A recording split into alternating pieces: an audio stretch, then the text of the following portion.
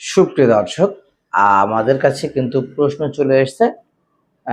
যশোর চৌগাছা জেলা নামক এই ধরনের এলাকা, সম্ভবত যশোর চৌগাছা থেকে তিনি প্রশ্ন করেছেন, দাদা আমার পটল গাছের পটল হলুদ হয়ে যাচ্ছে এবং জালি পড়ে যাচ্ছে এবং পোঙা পচে যাচ্ছে, এবং ওই সাথে গাছে যে ফলগুলো আসছে সেই ফলগুলাতেই কিন্তু আটা বের হচ্ছে।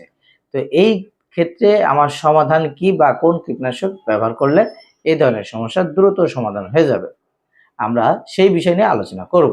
পটল গাছে আটা বেরোলে কি কীটনাশক ব্যবহার করবে, আর পটল গাছের পটল হলুদ হলে বা পচা পড়লে সে ধরনের সমস্যা থেকে একমাত্র সমাধান এই দুইটা কীটনাশক আমি স্ক্রিনে অলরেডি দিয়ে দিয়েছি। এই দুইটা কীটনাশক যদি তুমি ব্যবহার করো, এই ধরনের সমস্যা থেকে 100% তুমি মুক্ত পাবে, তাও মিনিমাম 3 দিনের ভিতরে। কি কি নামটা তোমাদের বলে দিই।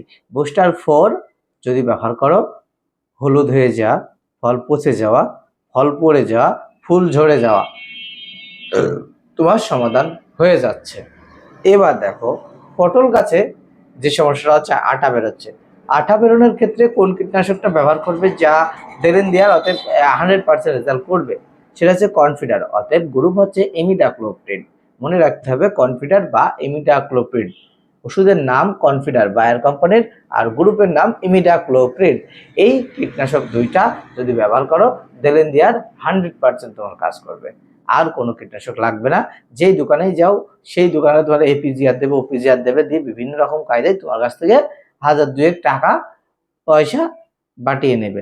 কিন্তু সকল চাষিদের উদ্দেশ্যে বলবো, কাউরের কাছ থেকে কোনো কীটনাশক নেওয়ার দরকার নেই।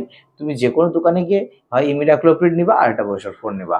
এই দুটো ওষুধ তোমার নিজের সাজেশন নিয়ে তুমি ব্যবহার করো, মিনিমাম 3 দিনের মধ্যে তোমার সমস্যার সমাধান হয়ে যাবে। তো দর্শক, এরপরেও যদি কোনো প্রশ্ন থেকে থাকে, আমাদের হোয়াটসঅ্যাপ নাম্বার রয়েছে, হোয়াটসঅ্যাপ নাম্বারে যোগাযোগ করো, তোমার প্রশ্ন পাঠিয়ে দাও লিখে, আমরা সেই প্রশ্নের উত্তর তোমার জানিয়ে দেবো কোন কোম্পানির ওষুধটা দিলে তোমার ভালো রেজাল্ট হবে। আর আমরা সবসময় যেই কোম্পানির ওষুধ ভালো রেজাল্ট করে থাকে সেই বিষয় নিয়েই কিন্তু তোমাদের সাজেশনের নাম বলে থাকি। তো দর্শক, আজকের আলোচনা এ পর্যন্ত ছিল।